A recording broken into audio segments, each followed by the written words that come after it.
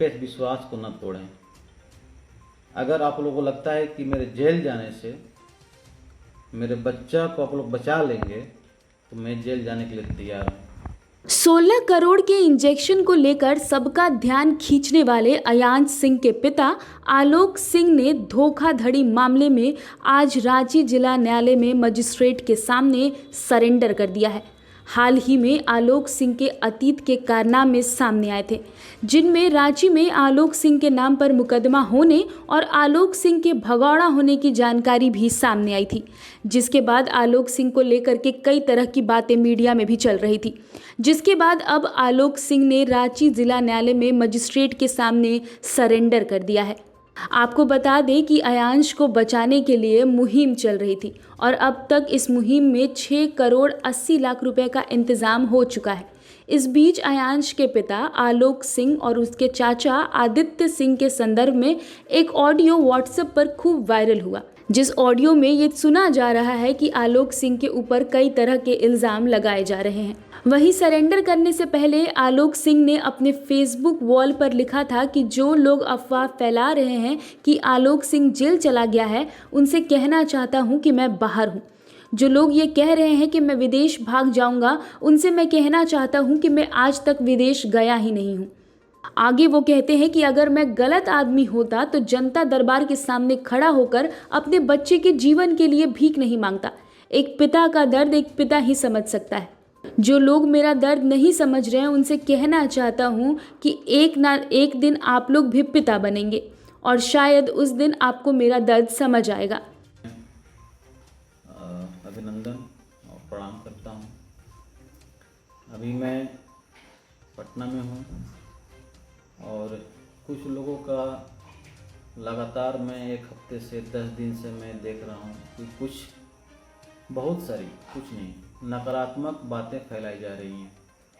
कोई कहता है आलोक कुमार सिंह जी अयांश के नाम पे झूठा मेडिकल रिपोर्ट है, अयांश को बीमारी है या नहीं है, इसका भी सबूत मांगते हैं।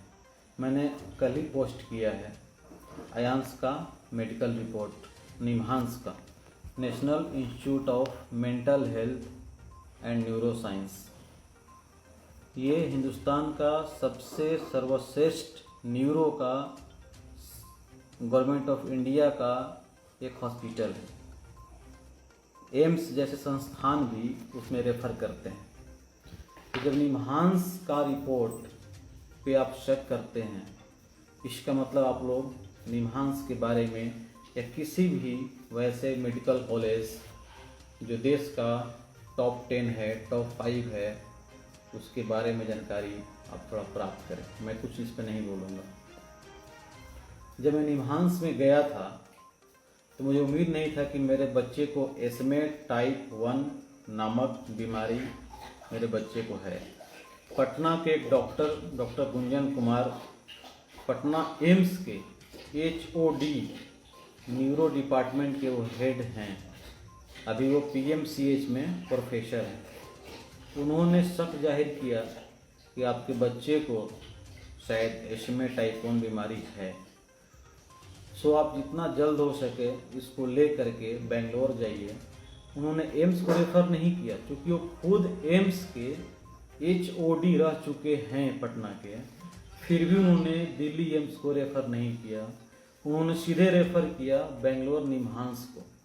मैंने कई मंत्री, कई सांसद, कितने पत्रकार, कितने बड़े बड़े उद्योगपति, खास करके फार्मा कंपनी, मेडिकल कंपनी के लोगों को मैंने रिपोर्ट दिखाया। उन्होंने साफ साफ बोला कि निम्हांस में अगर आप दिखा चुके हैं तो आपको कहीं भी हिंदुस्तान में किसी अस्पताल में दिखाने की ज़रूरत नहीं है, क्योंकि उससे बेस्ट न्यूरो का, यहाँ तक कि जदयू के पूर्व प्रदेश अध्यक्ष वशिष्ठ नारायण सिंह ने जब रिपोर्ट देखा तो वो बोले कि निम्हांस में मैं भी चेकअप करा चुका हूँ कि निम्हांस से अच्छा कोई भी हॉस्पिटल हिंदुस्तान में न्यूरो के मामले में नहीं है। और आप लोग उस पर शक कर रहे हैं। आप लोग उस पर शक कर रहे हैं जो कि इंडिया का सबसे टॉप अस्पताल है न्यूरो का। इस विषय में मैं क्या कहूँ? कुछ लोग कहते हैं मेडिकल रिपोर्ट फर्जी है। आप निमहांस का रिपोर्ट है, उसमें टेलीफोन नंबर दिया हुआ है, आप उस पर टेलीफोन करिए, डॉक्टर से बात करिए, पूछिए कि अयान सिंह पटना बिहार का निवासी 10 महीने का जो बच्चा है, क्या वो इसमें टाइप 1 से ग्रसित है या नहीं। बिल्कुल दूध का दूध, पानी का पानी हो जाएगा। हम लोग 1.5 महीने से लगे हुए हैं। खैर, ये तो मेडिकल रिपोर्ट की बात हो गई। कुछ लोग कमेंट कर रहे हैं या शक जाहिर कर रहे हैं कि आलोक सिंह जी जो हैं अयांश के पिता, वो ये जो फंडिंग कर रहे हैं बच्चे के इलाज के नाम पे, पैसा लेके भाग जाएंगे, या पटना में एक दिन से नहीं हैं तो शायद वो भाग गए हों, या वो कोई उनको पुलिस पकड़ ले गई हो, ऐसा लोग शक जाहिर कर रहे हैं। मैं कमेंट पढ़ा हूँ, तो मैं आपको बता दूँ कि मैं एक एनजीओ के चेयरमैन से मिलने के लिए मैं कहीं गया हुआ था, उनसे मीटिंग हो चुकी है। उन्होंने आश्वासन दिया है कि आपके बच्चे को मैक्सिमम, अधिक से अधिक फंडिंग वो करेंगे। कितना करेंगे मैं नहीं बता सकता, वो बोले हैं कि मैक्सिमम करेंगे। तो अगर आप लोग को लगता है कि मेरे जेल जाने से अगर आप लोग को किसी को खुशी मिलती है तो मैं जेल जाने के लिए तैयार हूँ। और कोई कहता है कि भाग जाएगा, तो मैं उसके लिए मैं तैयार हूँ कि मैं जेल में कभी भी आप लोग अगर बोलेंगे तो मैं जा सकता हूँ। मगर आप मेरे बच्चे को क्या बचा सकते हैं? अगर मैं जेल चला जाऊँगा तो क्या आप मेरे बच्चे को बचाएंगे? अगर आप बोलते हैं कि हाँ, तो ठीक है, मैं जेल जा सकता हूँ। उसके बाद अयांश और अयांश की माँ अकेले पड़ जाएंगी। उस समय क्या आप साथ देंगे? कुछ लोग कहते हैं पैसा लेके विदेश भाग जाऊंगा, तो मैं उसके लिए भी तैयार हूँ कि मैं जेल में रहूँगा तब तक जब तक कि अयांश को इंजेक्शन नहीं लग जाता है।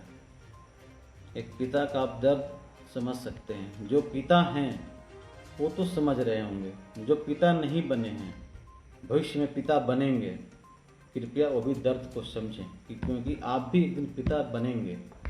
तब आपको एहसास होगा एक बच्चे का दर्द। अगर किसी पिता के बच्चे को कोई बीमारी ऐसी हो जो उसके औकात, उसका हैसियत की बाहर का बीमारी हो, जो सब कुछ बेच करके भी इलाज नहीं करा पाए, उस समय सोचिए उसकी क्या स्थिति होगी।